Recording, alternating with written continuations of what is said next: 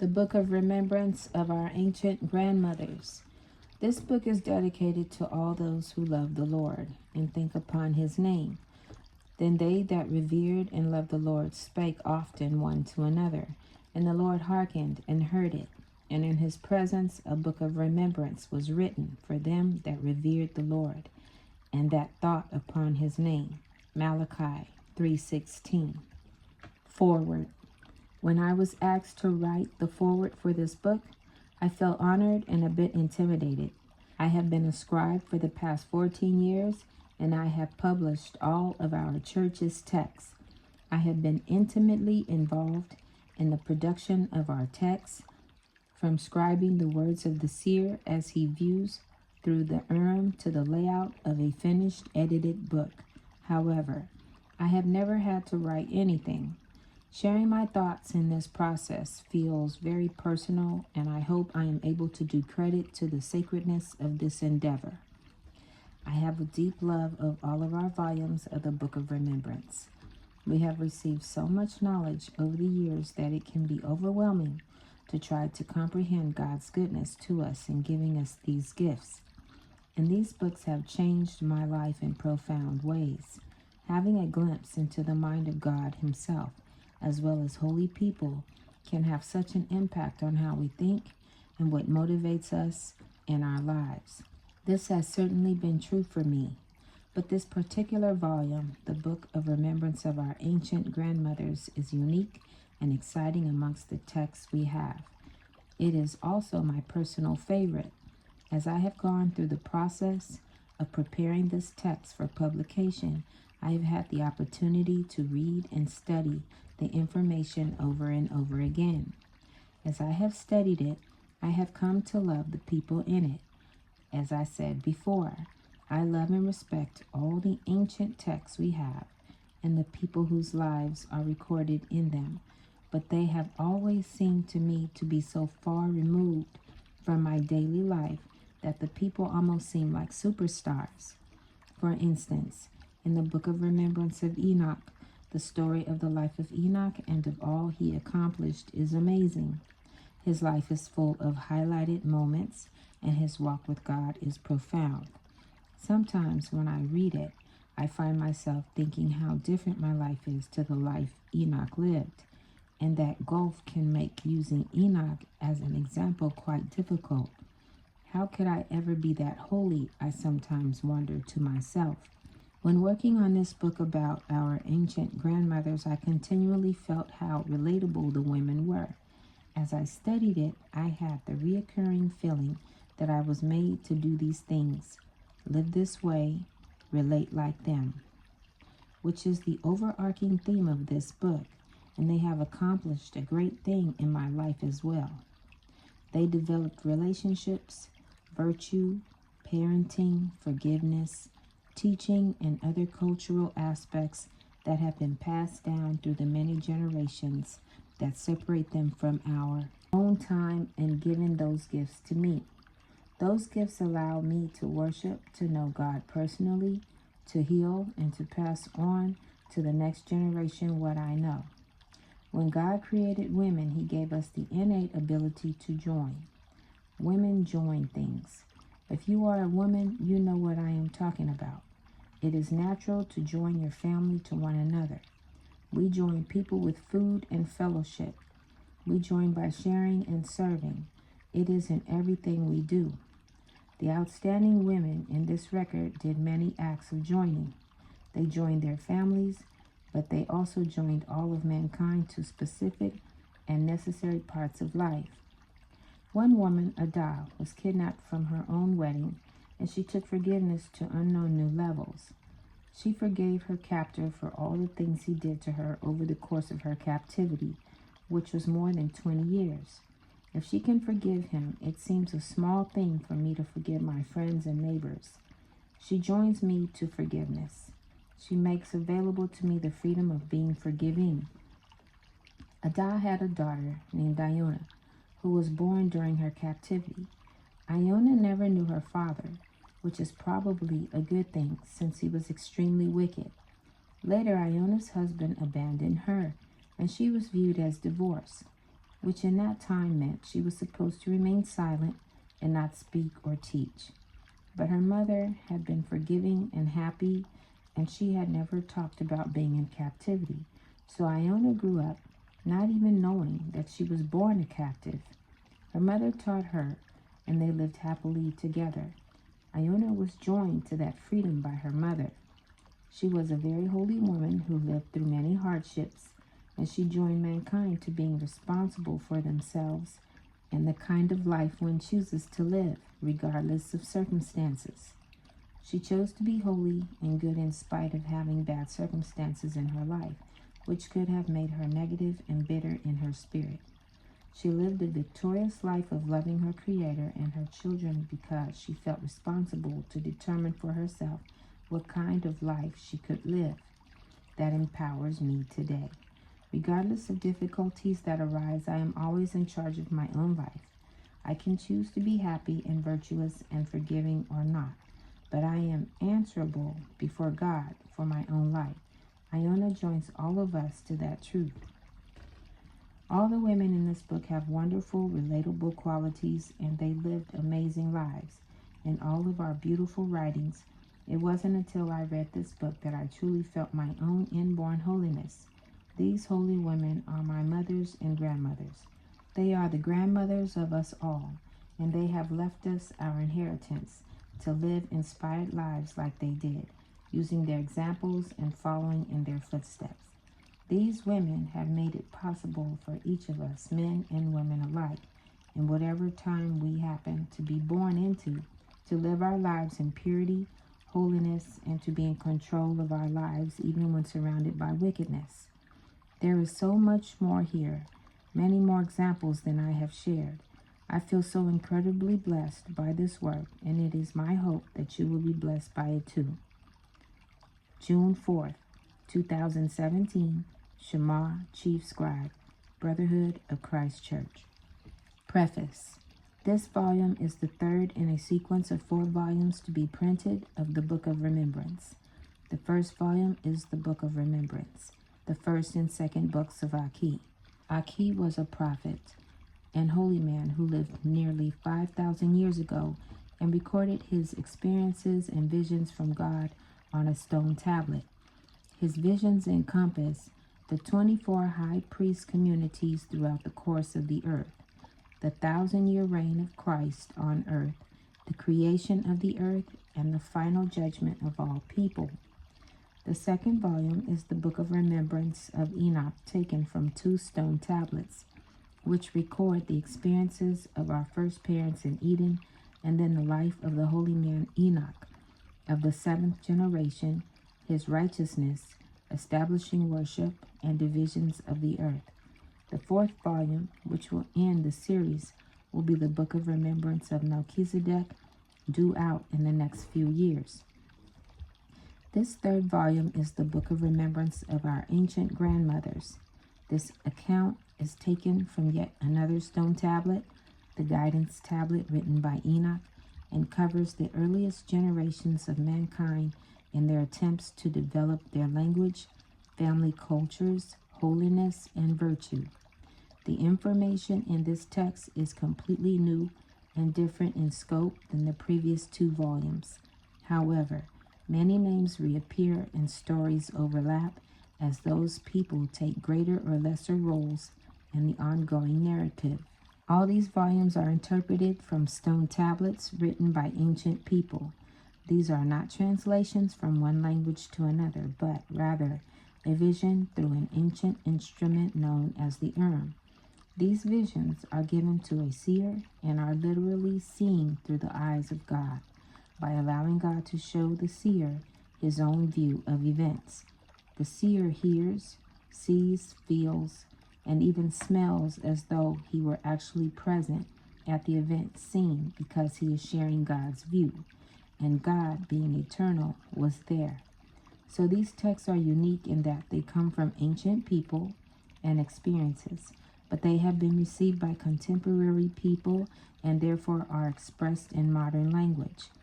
All attempts to reduce or eliminate the modern thought of the seer and the scribe who recorded these visions has been made to allow the reader access to the purity of these ancient people and their worship, relationships, and thoughts.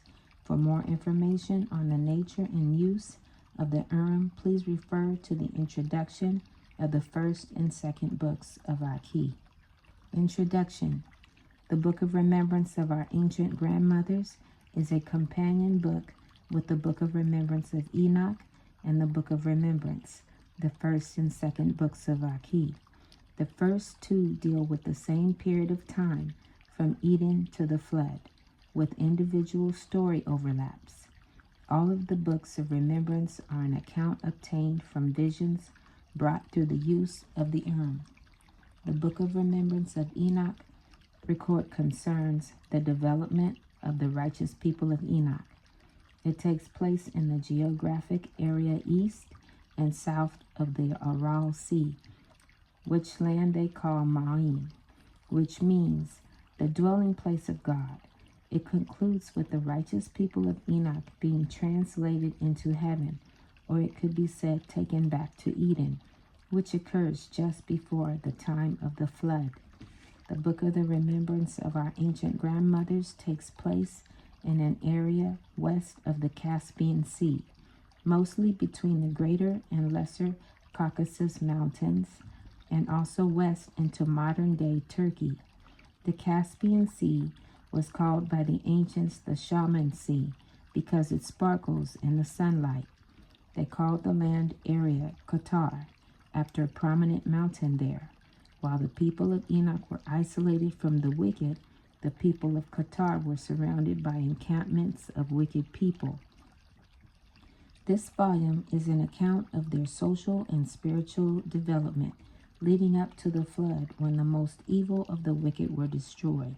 In the first chapter, you will read about the overarching theme of this work, which is the task of the Lord in preparing the earth and its peoples in such a way that during the long time expanse between the flood and the second coming of the Lord, the righteous who would continue to live on the earth intermixed with the wicked societies could maintain and preserve a knowledge of God's holy purposes in creation. When the scribes and I began the process of using the Urim to obtain this volume, we had no idea that the information would take this path, nor did we anticipate the most remarkable revelation of how the Lord used women as his primary resource to accomplish this task. We feel that the world has languished too long without this vital information that reveals the role of ancient women who, by their strength, virtue, and intelligence, set in place major social influences that are foundational to all the world's cultural and religions to this day. Their influence was and is essential for all the world's people in maintaining their social conscience and spiritual viability. One such woman was named Elda. The power of this woman to forgive was so remarkable that I thought I must not understand what I was seeing with the Urim. So I set the Urim aside for a while. When the scribes and I set out again to view it, not only did her example of forgiveness turn out to be correct, but we were given extensive new understanding about forgiveness through her example. Another remarkable grandmother was a woman named Shem, who is a principal person to impact human society with the development of language. In Eden, our first parents were raised by God. He was their father. They had no experience with human parents. In Eden, there was no sin, and thus no need for reproval or correction. When our first parents did sin, they left Eden in a very short time afterward. They had no parenting skills. This undoubtedly accounts for things such as the wide differences among their children, as the righteous Abel and Cain the murderer. They had in all 34 children. It was not until the third or fourth generation that parents began to develop the ability to communicate to their children a knowledge of wayward behavior. It was this woman, Shem, third generation, who was responsible for originating the vocabulary to do so. Notably, in her older years, she began to develop language to express an understanding of personal, emotional injury as she aided people in understanding the trauma of slavery, but this was not all. She also coaxed from her father, Azan, second generation, information about an important aspect of spiritual communication that occurred in Eden between our first human father and all creation. That information was crucial in enabling Noah to call forth the flood. Even being very old, she still was the first to put into language a deep understanding of how people can know their guardian angels and how to interact with them.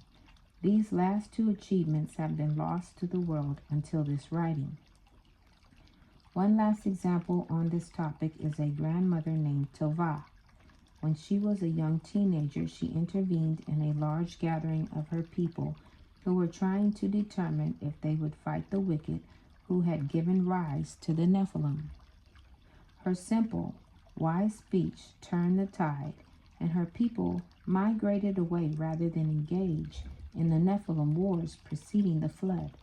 Her people were saved from destruction and preserved in their righteousness.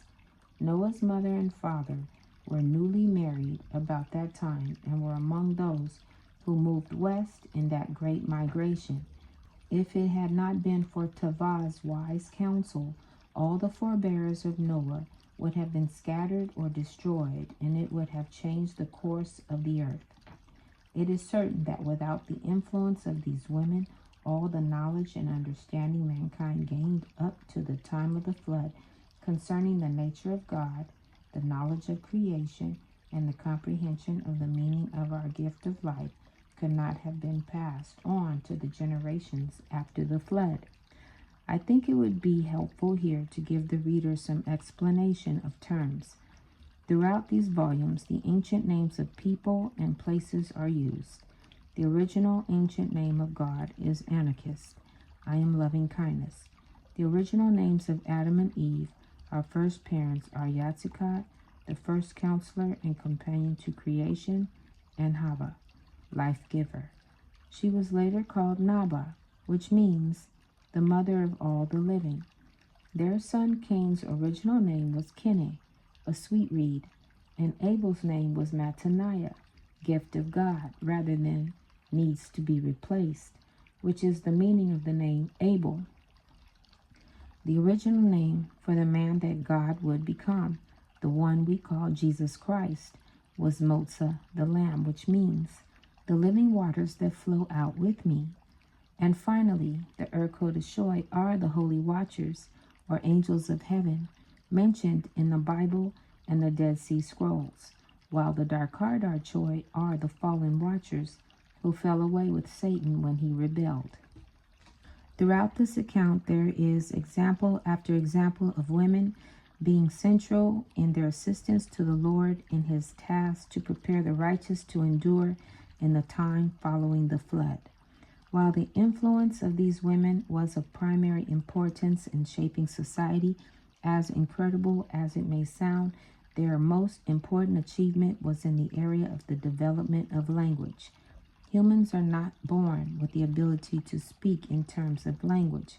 They are born with the ability to feel, to process, and learn from their environment, and to make sounds with their voices.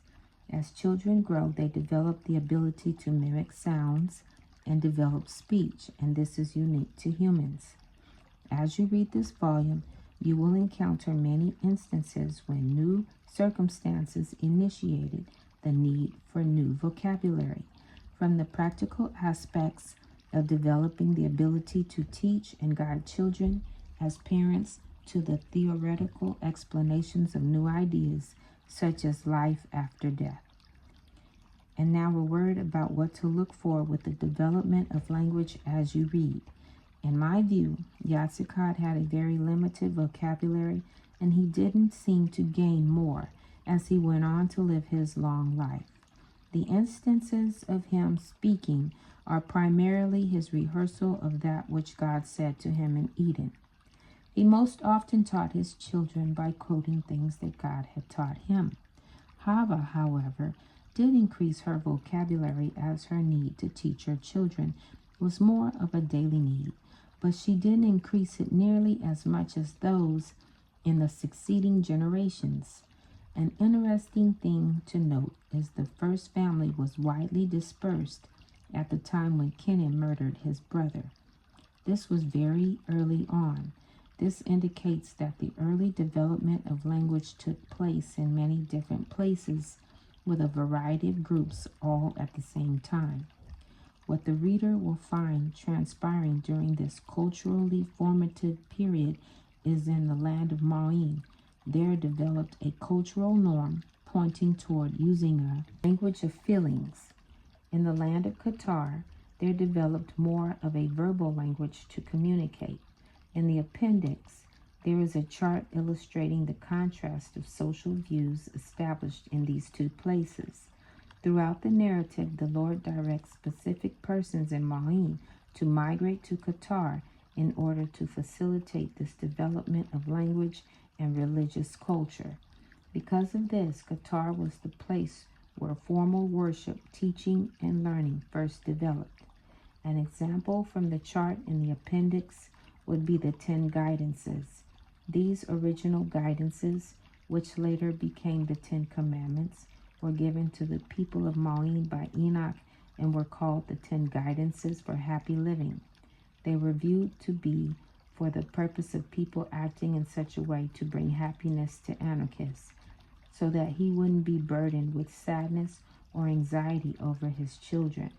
But in Qatar, these guidances were expressed in clear language for the purpose of social cohesion and a sense of order, so that the people could live in happiness together. It was from Qatar that these guidances evolved later into being called commandments long after the flood. In Maween, priesthood authority was called orders of service. The orders were defined by men's natural capabilities to feel specific aspects of Anokeest's feelings and desires. But in Qatar, these orders were communicated using language of words, and out of that eventually developed the concept of priesthood offices. Noah's son Shem was also known as Melchizedek, and in time he came to be viewed not only with the title of priest, but as high priest. In his day, he was described as a man of Abarah, which simply means one who could cross over in his spirit from this temporal world into the world of Eden. A man in such an order of service was viewed as one who could join with all the aspects of the feelings of Anokeesed. It was not originally intended to become a position or a title. All this development of language was critical and necessary for the people who remained on the earth after the flood. Scholars now know that many of the world's religions have a foundation in some way with how the ministry and knowledge of Enoch came to be expressed through language. This is so even though Enoch did not write in words, but rather using non-verbal symbols inscribed on stone tablets. The people of Qatar, who dispersed both before and after the flood, took with them oral traditions and teachings from Enoch and others. They were able to translate this oral tradition into written form once writing was developed. And those teachings have influenced the world in many ways, clear until our own day. You will find some of those pivotal teachings in the stories of these 7 grandmothers who were viewed by their contemporaries as the foremost women of the earth. It would also be beneficial to the reader to understand how we use the terms translation and interpretation in relation to these volumes. All of the 4 volumes of the Book of Remembrance are an interpretation of stone tablets. A translation is when something written with symbols is transferred from one written language into another. How the concept of interpretation is used in this work will be new to many readers. One would naturally wonder how a whole volume could come from a stone tablet that has no words on it in any language. The meaning of the symbols can be translated into English, and they are consistent between many tablets. The time of writing these tablets covers a period that may span around 1,000 years, and because of this consistency in the expressed symbols, we have been able to understand the general meaning of the symbols. However, understanding the meaning of the symbols would never result in a narrative such as we have here. An interpretation is quite another matter. When using the I have never seen words but rather people and places, and I have felt their feelings and the meaning of their thoughts and speech. These feelings and visions are not vague or dim, but explicitly clear and real. The tablet is in hand while using the The tablet becomes the definition of the boundaries of that which is seen. The person seen does not look at the tablet. The tablet is present and in continual close contact and actually sets the parameters of what is seen through the So the vision is about the people who created the tablet and the society that it affected. In many ways, the vision before the thus defined, provides an actual historical record in much of the writing. With the I hear names and I feel their meaning. In formal settings that come with the vision, I am able in large measure to quote what is being felt and spoken. As I see and feel in those settings, my mind must construct instantly thoughts in English, which I then say out loud for the scribes to record. There are generally 4 scribes because it is very hard to write it all with accuracy as fast as it sometimes comes. So between the 4 of them, one or another will fill in the part that someone else missed.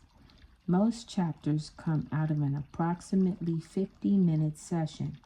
That time frame seems fairly consistent because the emotional level of such visions is very intense and a condition of saturation is reached where I cannot go on. The sessions are completely unrehearsed, and what is written is not varied away from, but can be clarified later through careful editing. At times, I have had to go back later and look with again at some specific event. I mention all this about the use of the to help demystify its use.